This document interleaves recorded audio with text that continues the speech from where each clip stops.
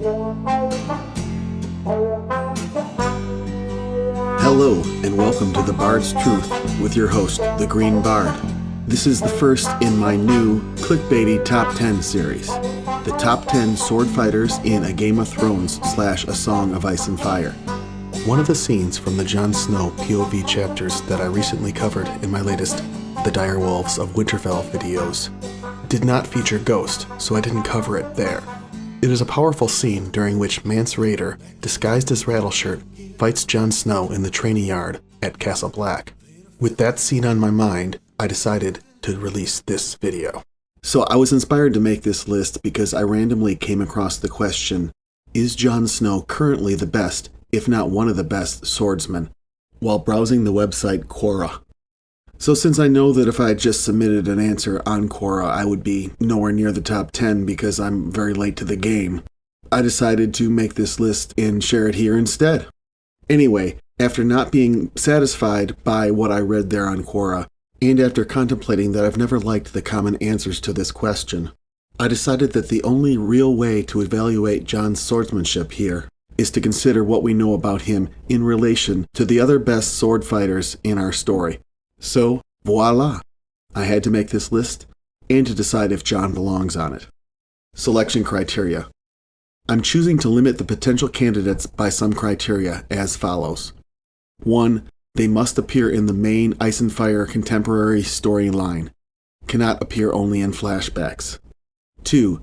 They must be presumed to be alive at the end of Chapter 1 of A Game of Thrones. But their abilities later in the series up to the end of A Dance with Dragons can be taken into account. 3. They must inhabit Westeros at the time of Chapter 1 of A Game of Thrones. That means Unsullied, Dothraki, members of the Free Companies, or other folk in Essos, like Ser Jorah Mormont, are not eligible.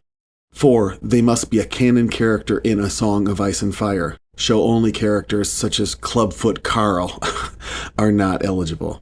As to the criteria against which I am going to evaluate all potential candidates, they are as follows. 1.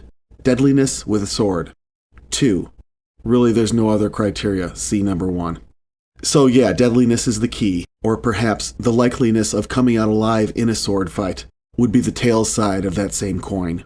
All the fighter's skills and faculties, such as their speed, their quickness, their footwork, their power, their battle experience, their magical abilities due to potential Kingsblood, and any other tricks they've learned over the course of their lives will be used to assess each against this single criterion.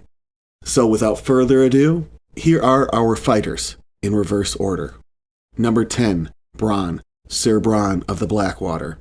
Bronn has showed throughout the course of Tyrion's story that he is a formidable fighter with a longsword. He has quickness, a killer instinct, and an ability to assess opponents' weaknesses and exploit them. His rather easy vanquishing of Ser Vardis Egen in Tyrion's trial by combat in the Eyrie is proof enough of that. His prowess makes me wonder if he may have some bastard king's blood running through his veins. I only leave him so low on the list because we haven't seen him or heard of him fighting against another worthy opponent. However, by his own assessment, he gives himself even odds against the Mountain, Sir Gregor Clegane. If he didn't frighten me, I'd be a bloody fool, Bronn gave a shrug. Might be I could take him, dance around him until he was so tired of hacking at me that he couldn't lift his sword, get him off his feet somehow. When they're flat on their backs, it don't matter how tall they are. Even so, it's chancy. One misstep and I'm dead. Why should I risk it? And with that, I give him the benefit of the doubt and the edge over Gregor Clegane, which is also why the Mountain is off the list. 9. Ned Stark. We don't see Ned in action in the current timeline, but we hear rumors of his experience from the Tower of Joy and from sparring at Winterfell with Bronze Jan Royce. Due to that limited information, some may doubt his skills and disagree with my assessment here. But for me, the rumors of his deeds against Sir Arthur Dayne are too intriguing. They whispered of Sir Arthur Dayne, the Sword of the Morning, deadliest of the 7 knights of Aerys' Kingsguard, and of how their young lord had slain him in single combat. Even if he didn't truly slay Dayne in that manner, that this rumor is believed is enough evidence for me to say that he is probably an underappreciated fighter. He also has the king's blood of the first men running through his veins, which I think would give him a leg up in the stress of battle. Even with Sansa's recollection that he was driven to the ground by Jan Royce, I still give him a favorable assessment and include him on the list. I mean, listen, we're talking about practice. Sneaking onto the list at number 8 is Sir Garland Tyrell. His exploits wearing Renly's armor at the Battle of the Blackwater are the stuff of legend. But even more impressive is how he routinely trains against 3 or 4 opponents at once. "It is, my lady," said Sir Loras. "Garland often trains against 3 men, or even 4. In battle, it is seldom 1 against 1, he says, so he likes to be prepared." So he is smart and a good fighter. I like the combination. It is also said that the blood of Garth Greenhand runs through the veins of the Tyrells. I believe it is expressed in Sir Garland. Number 7, Qhorin Halfhand. Qhorin would probably have been higher on the list, but for his hand injury, causing him to have to fight with his left hand, or in a 2-hand grip, and for his defeat at the hands of Jon Snow. Sure, the half-hand was planning to lose, but the result is still the result. However, the description of Jon's fight with him prove Qhorin belongs on this list. And then Qhorin's sword was coming at him, and somehow Longclaw leapt upward to block. The force of impact almost knocked the bastard blade from Jon's hand and sent him staggering backward. You must not balk, whatever is asked of you. He shifted up to a 2-handed grip, quick enough to deliver a stroke of his own, but the big ranger brushed it aside with contemptuous ease. Back and forth they went, black cloaks swirling, the youth's quickness against the savage strength of Qhorin's left-hand cuts. The half-hand's longsword seemed to be everywhere at once, raining down from one side and then the other, driving him where he would, keeping him off balance. Already he could feel his arms growing numb.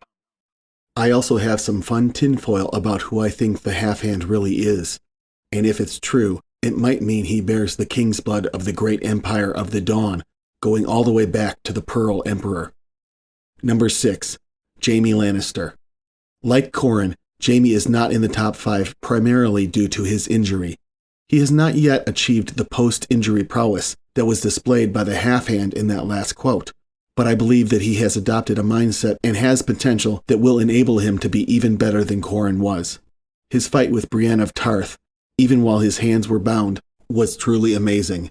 I take it as a hint that he is capable of overcoming physical disability. High, low, overhand.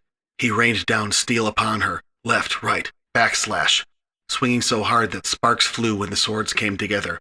Upswing, side slash, overhand, always attacking, moving into her, step and slide, strike and step and strike, hacking, slashing, faster, faster, faster.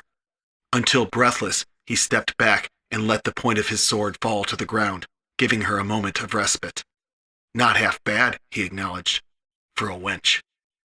Mix in Jaime's first men heritage from House Lannister, and he is still an opponent to be feared. Honorable mentions. Before we commence with the top 5, any of these 4 fighters might have won place 8, 9, or 10 on this list, although one of them is technically ineligible due to geography. Iron Emmett. Iron Emmett was a long, lanky young ranger whose endurance, strength, and swordsmanship were the pride of Eastwatch. A Storm of Swords, John 12. Thoros of Myr. The victor was the Red Priest, Thoros of Myr, a madman who shaved his head and fought with a flaming sword. He had won melees before. The fire sword frightened the mounts of the other riders, and nothing frightened Thoros. A Game of Thrones, Eddard 7. Ser Jorah Mormont. Ser Jorah brought his longsword down with all the strength left in him. Through flesh and muscle and bone, and Kotho's forearm dangled loose, flopping on a thin cord of skin and sinew.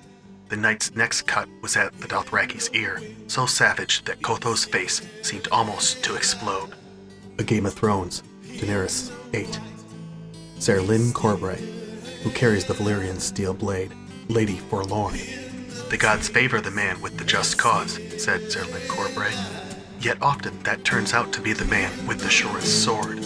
We all know who that is, he smiled modestly. A Game of Thrones, Tyrion 5. And with that, we'll end this video. See you soon for the top 5. Thanks to all the terrific artists who let me use their work on this YouTube video.